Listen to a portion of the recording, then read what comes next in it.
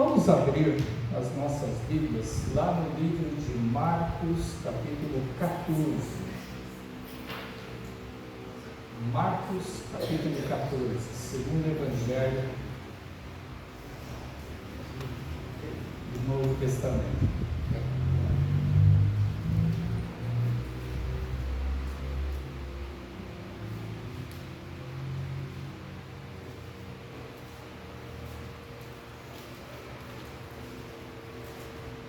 Nós vamos ler a passagem de Jesus no Getsemane, mas vamos ler 2 versículos antes, que está lá a partir do versículo de número 30. Marcos, capítulo 14, versículo de número 30. Hoje é um dia propício, porque se comemora hoje o domingo de Páscoa. Vamos falar sobre algumas coisinhas que envolvem essa data tão famosa para nós brasileiros.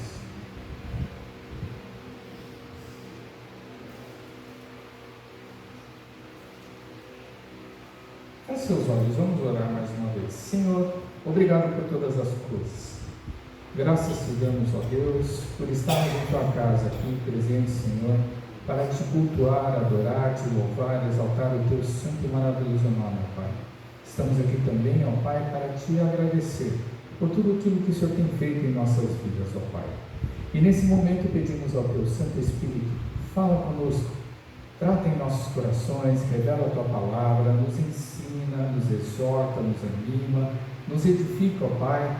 E, ó Deus, nós te pedimos que teu Espírito Santo venha passear no coração de cada um de nós, trazendo a tua verdade que está em Cristo Jesus nas nossas vidas. Amém. Versículo de número 30 diz assim: E respondeu Jesus para Pedro: Em verdade eu te digo que hoje, nesta noite, antes que 2 vezes cante o galo, tu me negarás 3 vezes.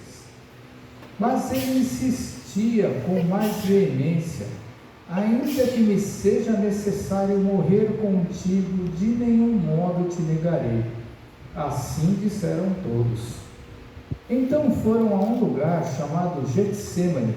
Ali chegados, disse Jesus a seus discípulos: Assentai-vos aqui, enquanto eu vou orar.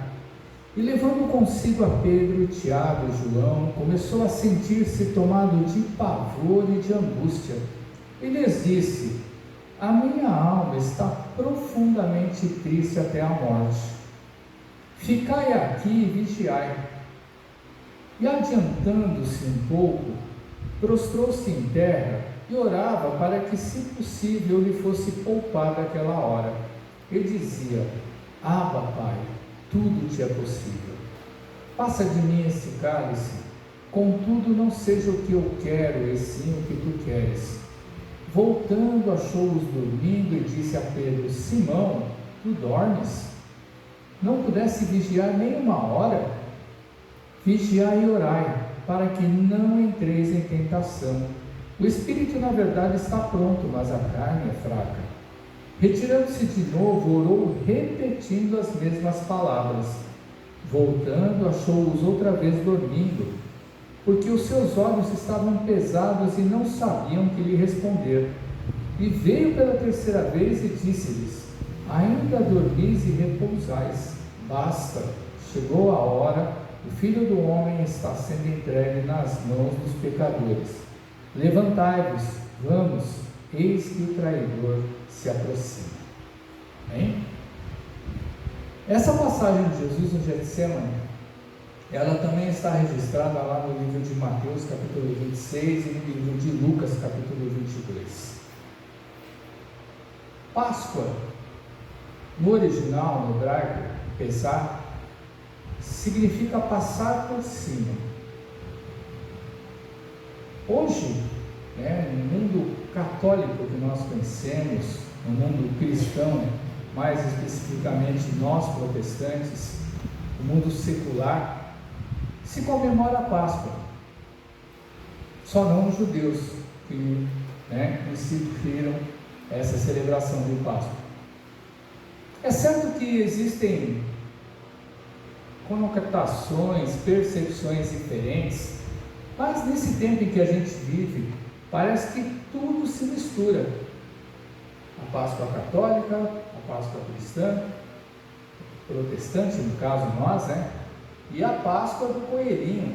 A gente não sabe até onde, dentro da cabeça da gente, se você for pensar, dentro do seu coração, do nosso sentimento, a gente não sabe o efeito da paixão de Cristo, né, que é contada pelos católicos, do coelhinho da Páscoa, nos seus ovos de chocolate, do que ele tem a ver com a nossa Páscoa cristã, e da morte da cruz, né, e da sua ressurreição de Jesus Cristo em favor da gente, de nós os pecadores, para que a gente pudesse ter acesso à vida eterna.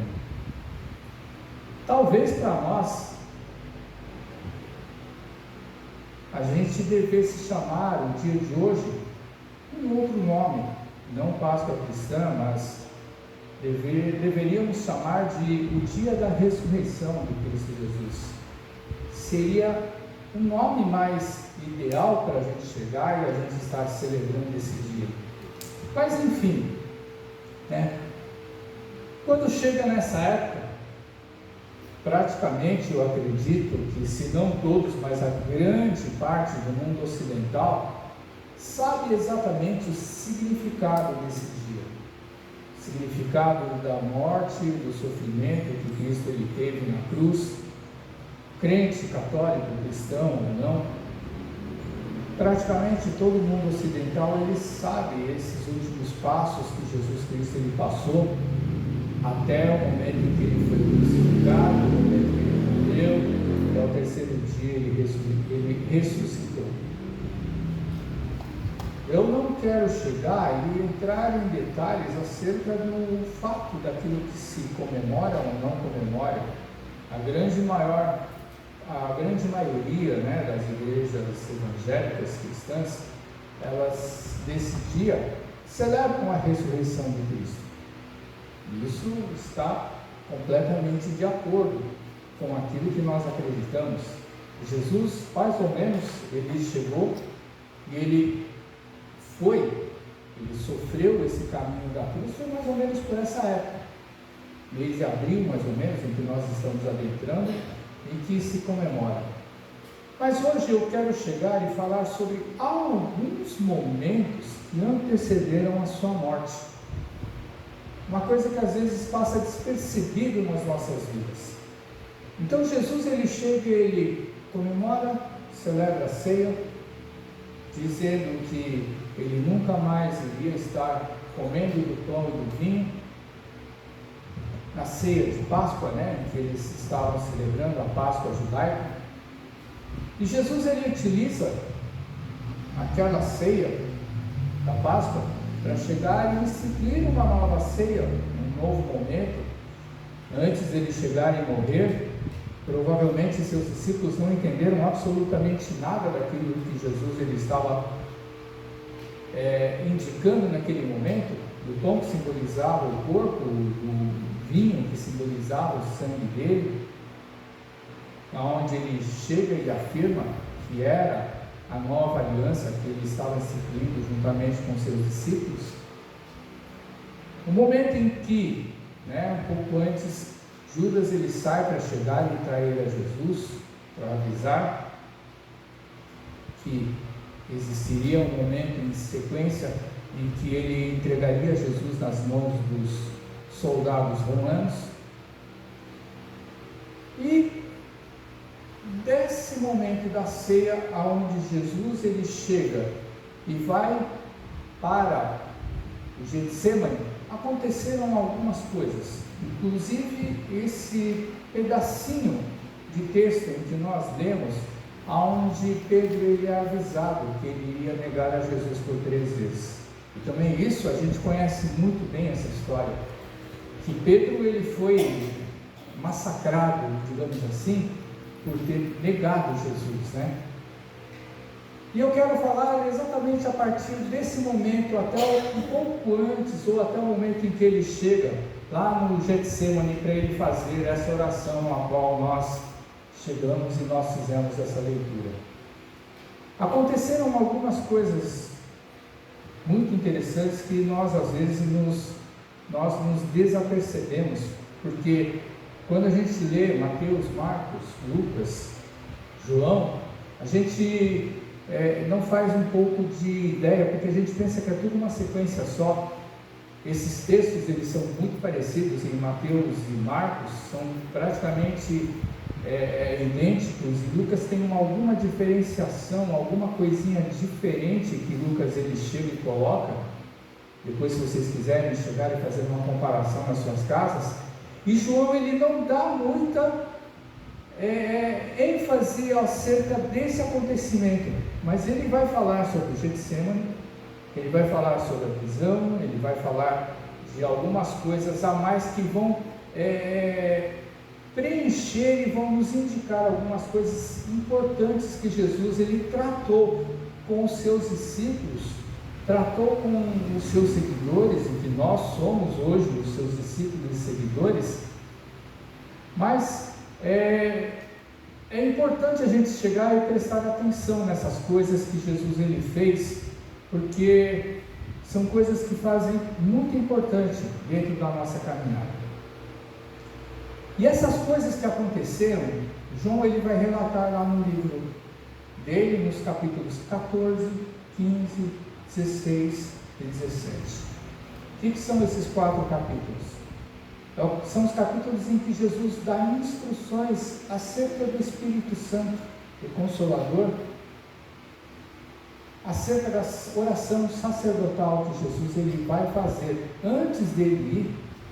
E como nós lemos aí nesse texto, quando ele está lá no Getsemane, a gente percebe a ênfase que é dada no sofrimento, no pavor, na agonia, naqueles momentos que estavam antecedendo o início do sofrimento de Cristo. Porque Jesus, quando ele foi entregue para os soldados, ele começou a sofrer ali. Uma coisa que é interessante também, que às vezes a gente passa despercebido, Judas, quando ele entrega Jesus, num dos evangelhos, ele vai chegar e ele vai falar para as autoridades para que não machucassem o mestre. Olha só que interessante, Judas o traidor, ele chega e vai pedir para as autoridades não machucarem o mestre. Mas é lógico que ninguém deu atenção nisso daí, né? Porque na hora que prenderam já começaram a judiar de Jesus e já começaram a maltratar a Cristo. Mas irmãos, começando lá no versículo de número 31, uma coisa interessante é que quando Jesus ele chega e fala para Pedro que ele iria negar 3 vezes antes que o galo cantasse 2 ou 3 vezes, dependendo do evangelho que você for ler, Pedro ele chega e fala uma coisa interessante. Ele vai falar assim, que nós lembramos muito bem desse versículo 31. Pedro ele vai falar assim: ainda que me seja necessário morrer contigo, ele fala, de modo nenhum eu te negarei. Mas olha só o que a gente não presta atenção, na sequência vai dizer assim: assim disseram todos. Todos quem? Os outros 10 que estavam junto com Jesus naquele momento em que ele vai falar isso. Pela cronologia, Judas já tinha partido para denunciar Jesus, ficaram os 11. Todos eles disseram, Mateus e Marcos falam exatamente a mesma coisa. Quando Jesus foi preso, o que aconteceu? Todo mundo fugiu. Mas todos não falaram que iam com Jesus até a morte? Olha só que interessante.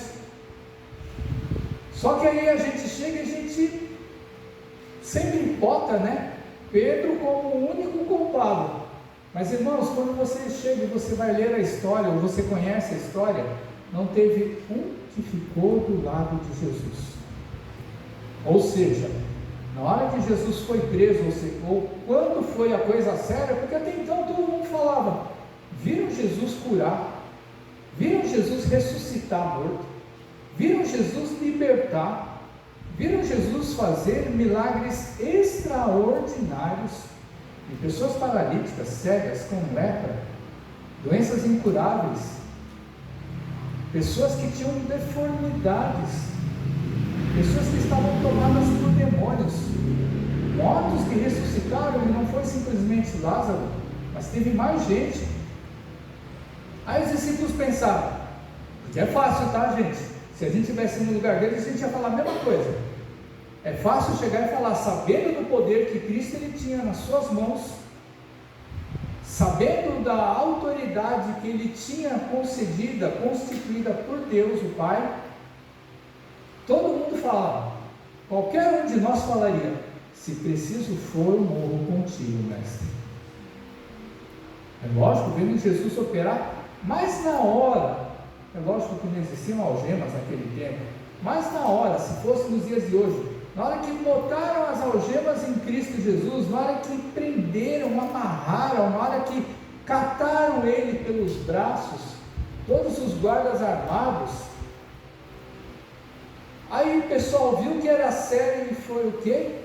Todo mundo fugiu, até o momento em que Cristo foi crucificado, não teve um que ficou do lado dele, a não ser as mulheres, no momento da sua crucificação. O interessante é que quando nós vamos ler o contexto do momento, do sofrimento, até a hora em que ele chegou e expirou, no momento em que Deus recolheu, ele morreu e ele entregou o seu espírito para Deus, quem apareceu? Depois que ele morreu, somente 2 pessoas, e não eram nenhum dos seus discípulos, não eram nenhum daqueles que estavam sempre na presença de Cristo, José de Arimateia e Nicodemos, foram lá requerer o corpo de Jesus. Então vocês olhem, comecem a prestar atenção, quando Jesus ele chega e vai falar lá no versículo de número 28, quando ele exorta Pedro, ele está exortando a cada um de nós. 28, não. Marcos 14, versículo 38, eu falei errado, desculpa, irmãos. Versículo de número 38. Jesus, depois que ele chega, ele volta do monte para chegar e falar com seus discípulos, os 3, Pedro, Tiago e João estavam ali dormindo, e ele fala, vigiai e orai, para que não entreis em tentação. O espírito na verdade está pronto, mas a carne é fraca. Por que o nosso espírito está pronto e a nossa carne é fraca? Nosso espírito, ele está pronto porque nós somos alimentados pela palavra de Deus. Nosso espírito, ele está pronto porque o Espírito de Deus, ele habita em nosso coração, para nos levar a toda a verdade.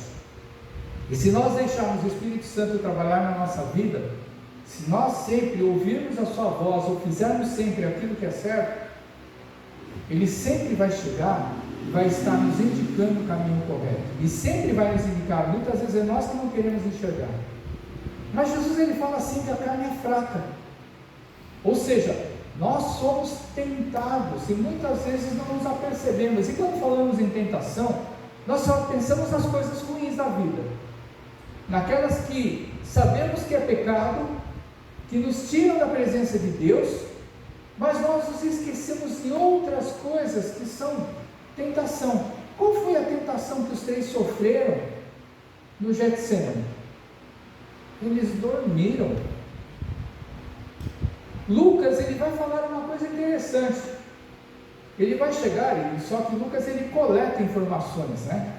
Lucas ele vai falar que os 3 dormiram de tristeza. Não sabemos de quem ele chegou e pegou essa informação.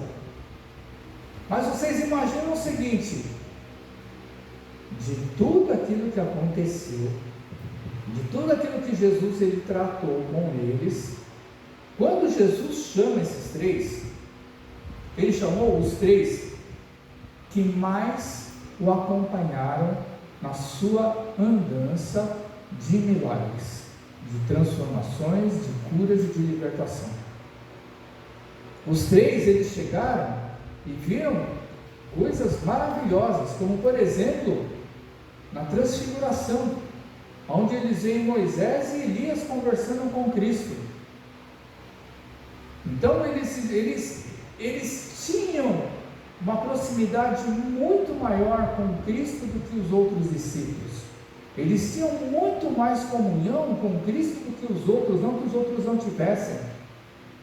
Mas Jesus, quando chamou esses três para chegar e mostrar algumas coisas a mais daquilo que ele estava fazendo, é porque Jesus, ele queria chegar e tratar alguma coisa a mais com esses três, e que serve para nós nos dias de hoje, que viemos depois, nós também prestarmos atenção com as coisas que Cristo ele fez.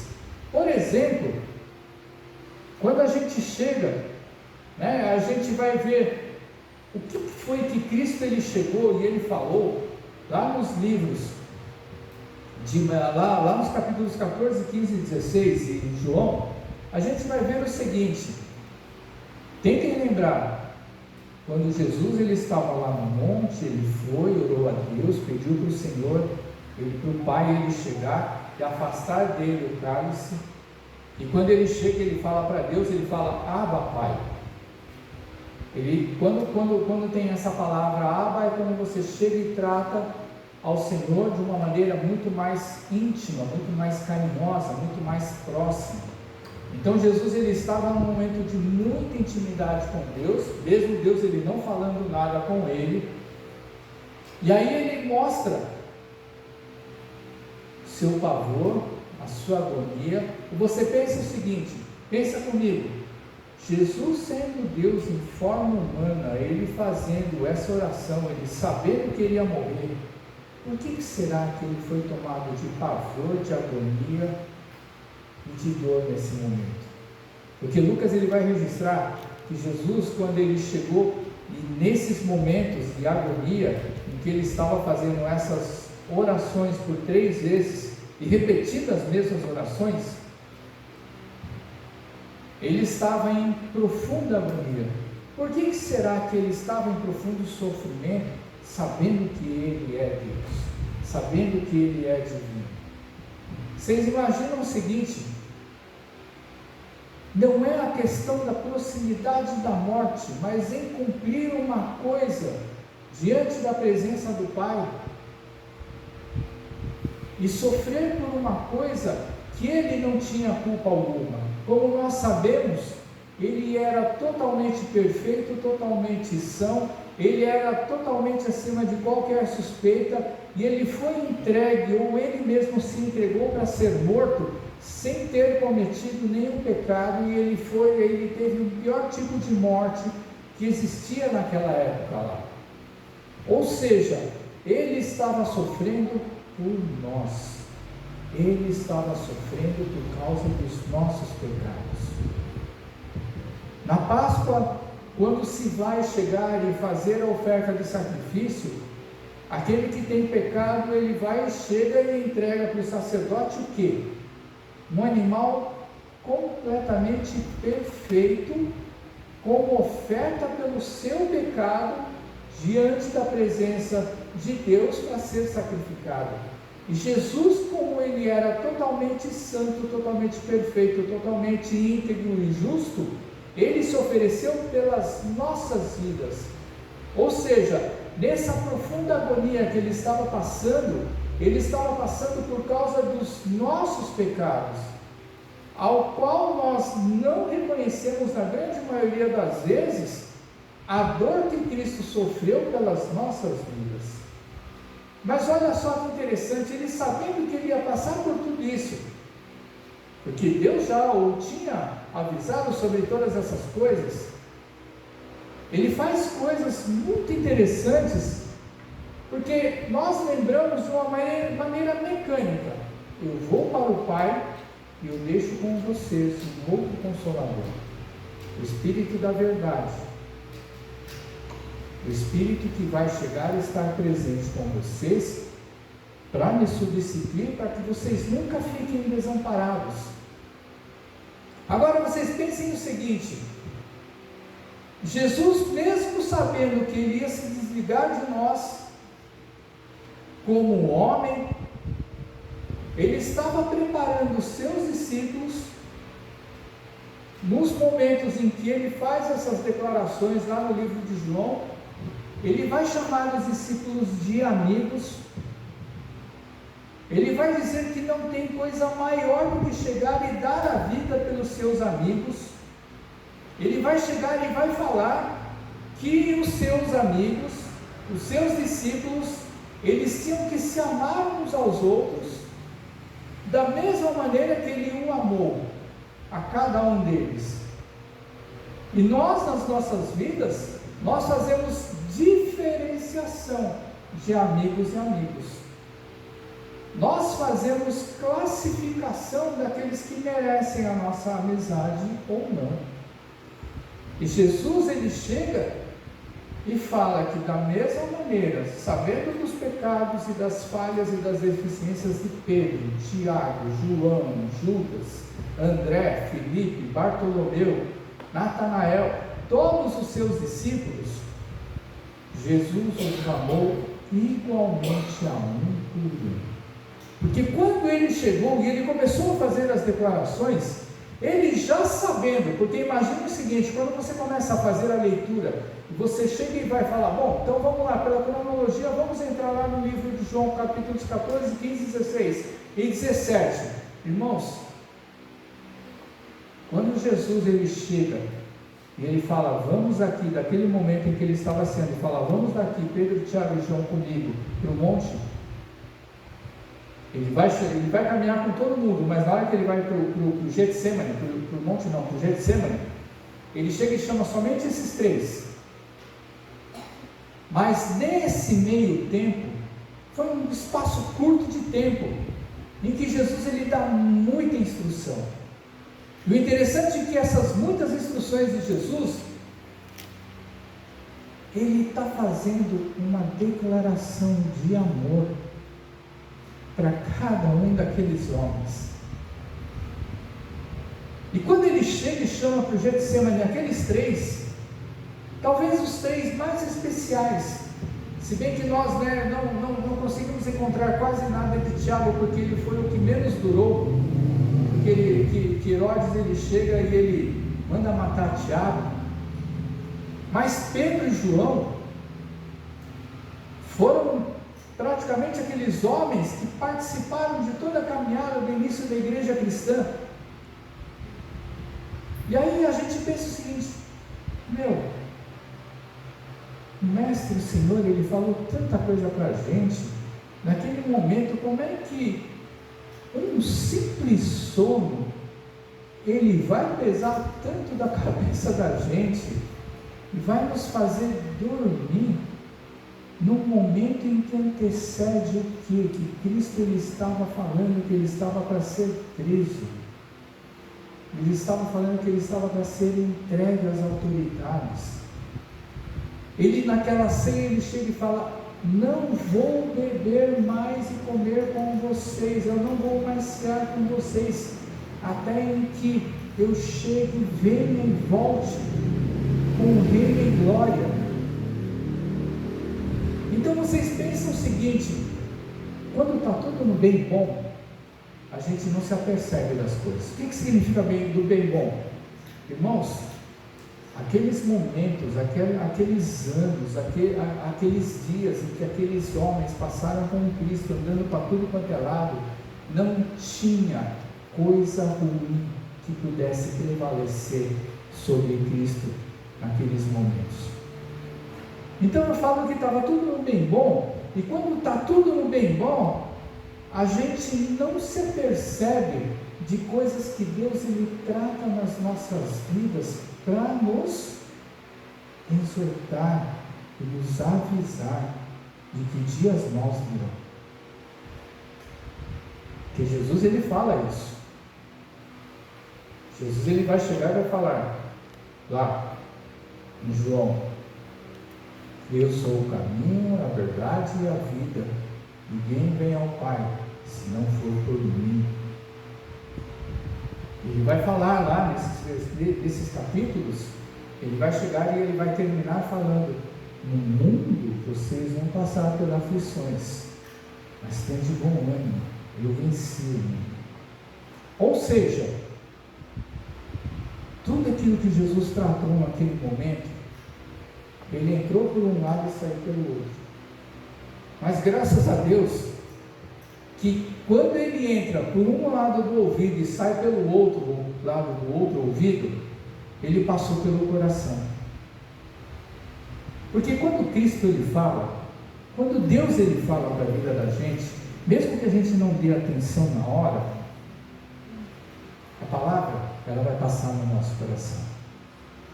Só que existem coisas que acontecem na vida da gente, que nós vamos passar, que só depois que nós padecemos, só depois que nós sofremos, é que nós vamos cair em real consciência.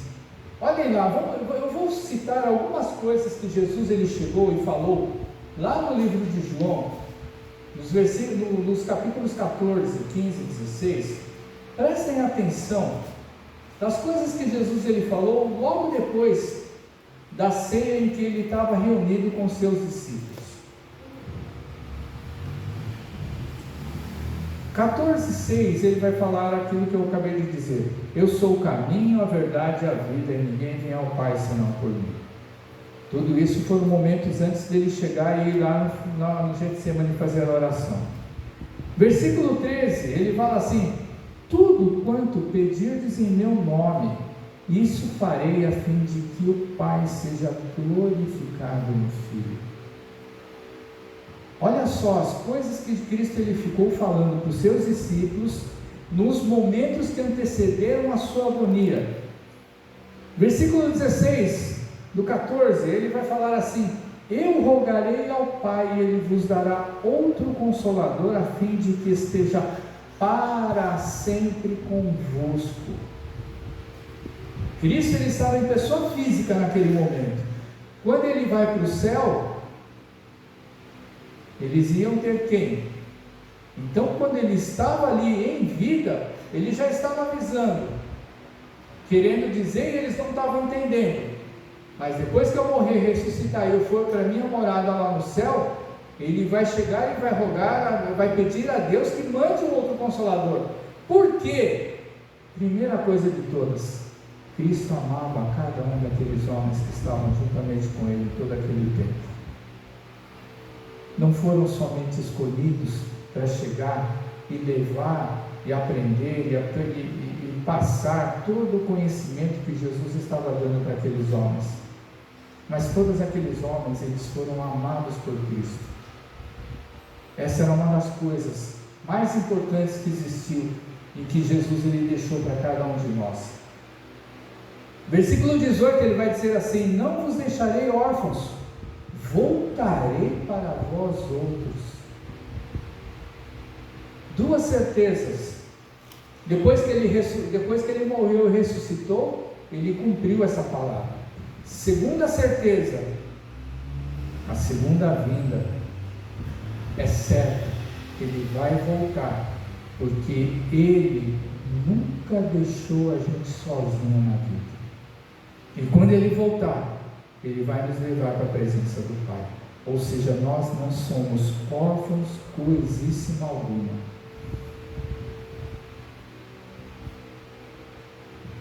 Versículo 21.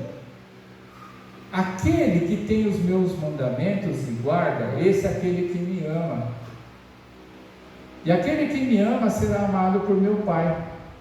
E eu também o amarei e me manifestarei a ele. Olha só, quantas e quantas vezes nós falamos que amamos a Cristo, mas não seguimos os seus mandamentos. Então olha só que muitas vezes nós falamos que amamos a Cristo, mas não guardamos os seus mandamentos. E Jesus ele chega e fala: quem me ama e guarda meus mandamentos, ele vai ser amado por quem? Pelo Pai. São coisas que nós temos que prestar atenção. Olha o capítulo 15. Tudo isso Jesus falou em poucos momentos, mas olha a quantidade de coisas que ele falou para os seus discípulos.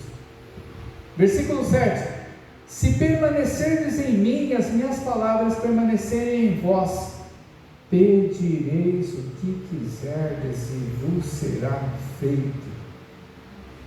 Irmãos, Jesus ele não disse assim, pode ser que eu faça, pode ser que eu não faça.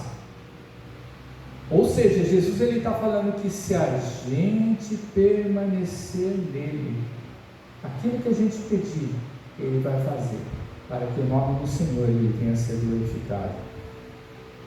Versículo 12, também já falamos. Jesus ele fala: o meu mandamento é esse, que vos ameis uns aos outros, assim como eu vos amei. 13, ninguém tem maior amor do que esse, de dar a alguém a própria vida em favor dos seus amigos. Vocês se lembram que nós lemos em Marcos 14? Todo mundo falou que ia estar do lado de Jesus mesmo na morte. No momento seguinte, nos versículos posteriores que nós não lemos, vai dizer que quando Jesus foi preso, todo mundo fugiu. E olha que Jesus ele chega e ele fala aqui: não tem coisa melhor ou maior do que alguém dar a vida pelos seus amigos. Jesus, quando ele morreu naquela cruz, muito mais do que nós, aqueles que andaram com ele, tiveram essa certeza.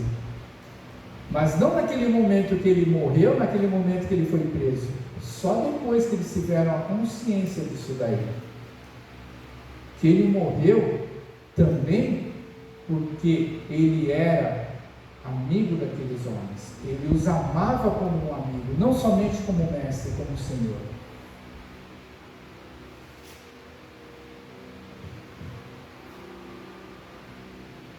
Ele fala e repete novamente: que vos ameis uns aos outros. Capítulo de número 16.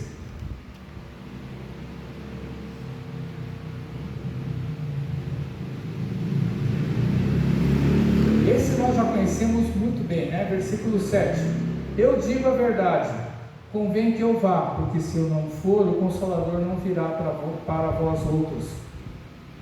Se porém eu for, eu enviarei.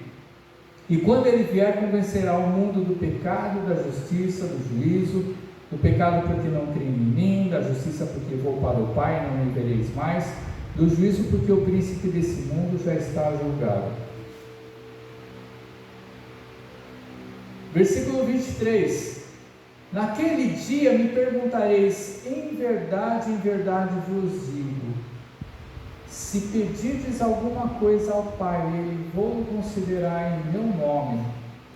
Até agora nada tendes pedido em meu nome, pedi e recebereis, para que a vossa alegria seja completa.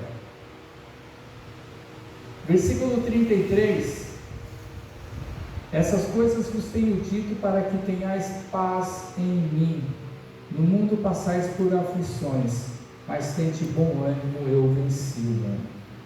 E aí depois que ele fala todas essas coisas, porque quando você chega e você lê o capítulo 14, 15 e 16 e vai pensando somente no Espírito Santo, tem todas as instruções acerca do significado, daquilo que o Espírito vai fazer na vida e no coração de cada um de nós, mas quando você começa a chegar e fazer essa leitura, pensando nos momentos que antecedem a sua agonia, a sua morte, o seu sofrimento e tudo aquilo que ele passou, ele está falando com aqueles homens, com aqueles 11, acerca do amor que ele tinha por cada um deles.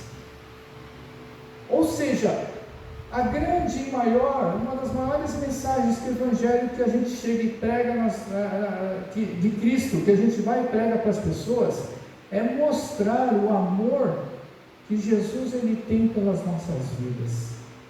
Mostrar o amor que nós temos que ter uns para com os outros. E quando nós chegamos e vamos exercer esse amor, irmãos, infelizmente falando, todos nós, não é um ou outro, mas todos nós, nós fazemos uma pré-seleção dentro da nossa mente, do nosso coração, de quem merece o amor que eu e você temos que dar uns para os outros. E a gente, muitas vezes, não consegue entender porque determinadas coisas não acontecem na vida da gente. Porque determinadas orações que nós fazemos, elas não são realizadas. Ou quando são realizadas, elas demoram muito para acontecer. Existe todo um plano, existe todo um propósito, existe todo um tratamento de Deus em tudo aquilo que a gente passa. Sim, existe. Mas quando Jesus ele chega e fala que se pedires alguma coisa ao Pai em meu nome, e Jesus fala, eu farei, tudo bem que a questão não é o tempo, mas existem coisas que nós pedimos a Deus para Ele fazer, e essas coisas elas não acontecem. Por exemplo, não sei se vocês já passaram por isso, mas eu já passei. Então isso eu posso falar. Mas meus pais, eles não eram convertidos, eu pendia no meu coração para eles se converter. E Deus recolheu eles, eu não tive esse tempo de chegar e levar essa palavra. Agora, quem é o culpado? Sou eu? Ou Deus que não chegou e não fez aquilo que eu pedi? Porque quando Jesus ele chega e fala que qualquer coisa que a gente pedir a Deus, Ele vai fazer, a gente começa a pensar o seguinte, aonde é que está a falha, onde está o erro? Porque aquilo que a gente pede, num caso desses, por exemplo, que eu estou falando, eu estou dando um exemplo, tá, de uma coisa que qualquer um, se vocês estivessem na minha posição e tiverem pais que não são cristãos, vocês devem ter o mesmo pedido que eu. Mas e quando uma pessoa ela chega e passa assim, e agora? Porque quando se morre, acabou tudo. Não tem mais. Não tem mais um se. Ou de Deus ele chegar e mudar aquele pedido e fazer uma outra coisa. Existem alguns pedidos que nós fazemos e assim, Deus não vai cumprir nunca. Porque já existiu um final de todas as coisas. E aí quando a gente começa a chegar e fazer uma reflexão desses 3 capítulos, das coisas que Jesus ele falou com cada um dos seus discípulos, antes dele chegar e passar por aquele sofrimento de coração, em espírito, antes do sofrimento físico, irmãos, para pensar. Se a gente estivesse na pele de Jesus, passando e sabendo aquilo que ele ia passar, a gente não iria aguentar aqueles momentos que iam anteceder a morte dele, e que eram momentos mesmo, não eram dias, não eram anos, não eram semanas nem meses, eram alguns momentos que talvez não fosse nem uma hora. Aí você pensa o seguinte, Jesus teve tempo, por isso que Ele é Deus, irmãos, por isso que Ele é fantástico, e Ele mostra a sua glória para aqueles homens que não conseguiram entender naquele momento.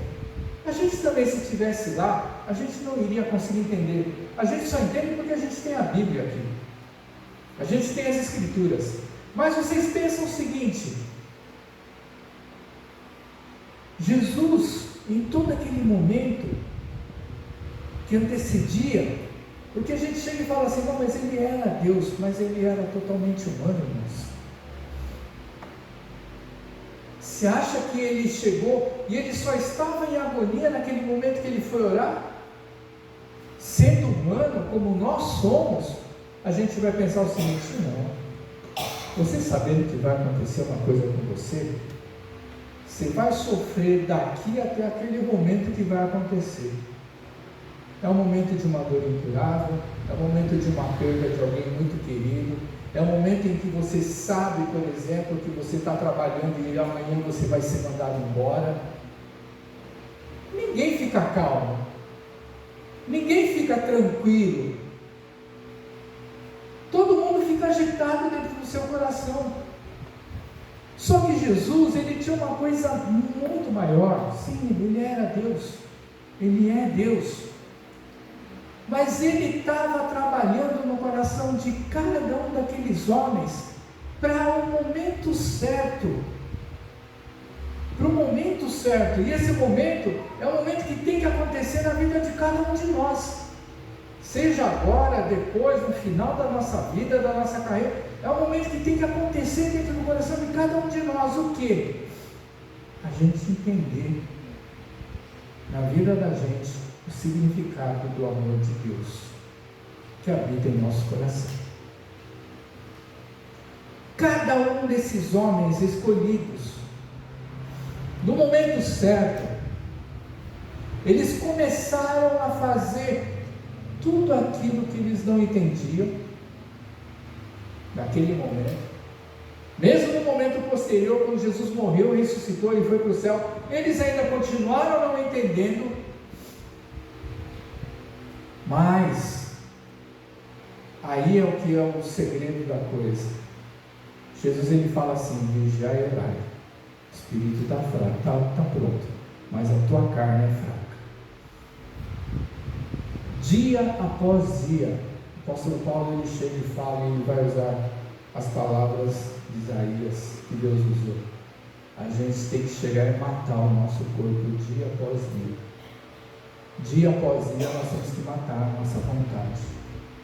Dia após dia nós temos que enfrentar a vida da gente mesmo, para a gente não deixar o nosso eu ele ser maior do que qualquer coisa na vida da gente.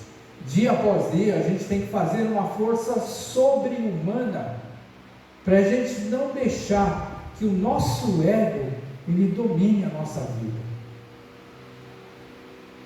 Só que o nosso ego sempre domina a nossa vida, e a gente pisa, a gente passa por cima, a gente nem olha quem está na nossa frente, do nosso lado, a gente chega e usa de uma autoridade humana que nós temos, e aí não tem como a gente chegar e pensar e lembrar dos mandamentos de Deus, não tem como pensar e lembrar dos mandamentos de Cristo na vida da gente.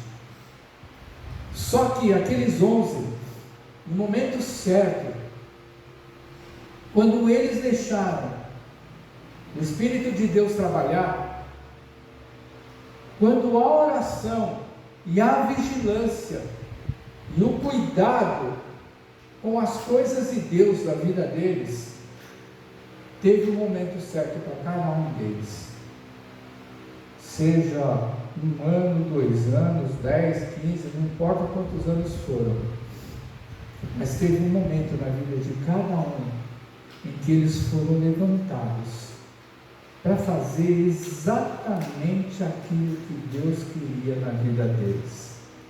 Agora eu vou falar para a gente, será que esse momento ele já aconteceu na vida de cada um de nós? O que será que está faltando para cada um de nós ter esse momento em que Deus ele está precisando nos levantar para fazer o que a gente tem que fazer?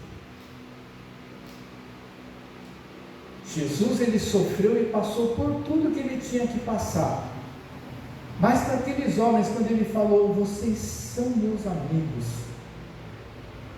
eles até fizeram uma declaração para ele, de que eles iam até a morte com ele, fugiram, tiveram medo de morrer, tiveram medo de sofrer,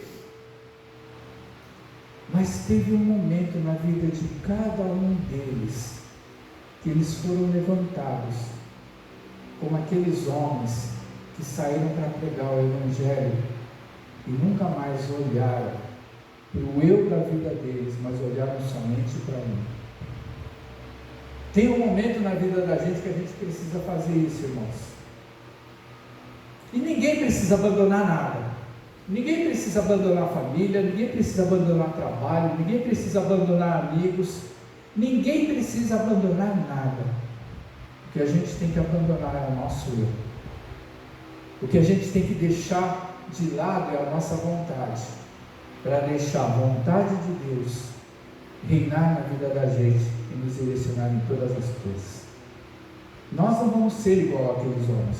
Se nós formos igual àqueles 11, igual Paulo, Barnabé, Apolo, que vieram depois, e tantos outros, amém, glória a Deus por isso.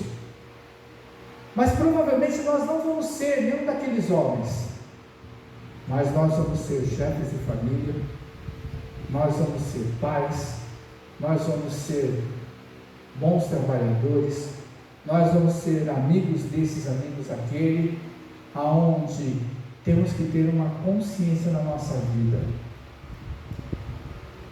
O nome que nós carregamos dentro do nosso coração, na nossa boca e na nossa vida como vitrine e fachada é uma coisa muito séria. Em nome de Jesus. Jesus, ele não morreu por acaso. Jesus, ele não sofreu por acaso. Mas muitas vezes na vida da gente, a gente não honra o nome de Cristo sobre as nossas vidas. Nós precisamos tomar essa posição.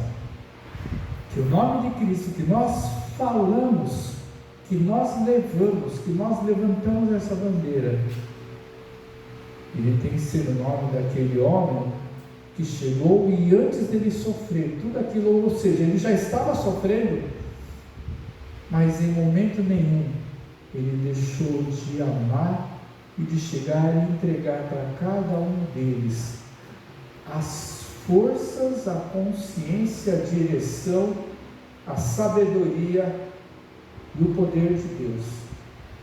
Porque quando ele chega e fala que vai deixar o Consolador, ele estava dando o poder e a autoridade do Senhor na vida de cada um daqueles que iriam chegar e declarar a Cristo como Senhor e Salvador da sua vida.